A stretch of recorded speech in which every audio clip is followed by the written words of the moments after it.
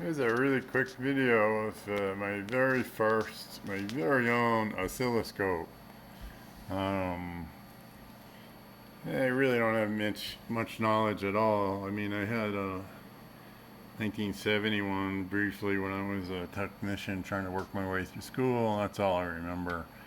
But it apparently has a calibration oscillator. It looks like it's 1 kilohertz.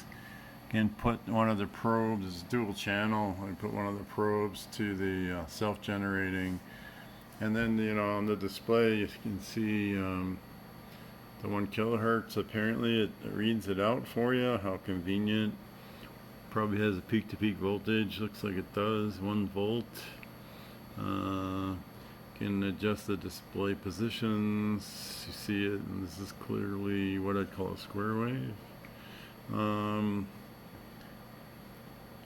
There's a bunch of other things you can do here, which I don't know much about. The trigger, I guess the trigger is where it, and you can look at, I'll figure all this out. Trigger I always thought was, anyway, you had a million functions. Who the hell knows what it does?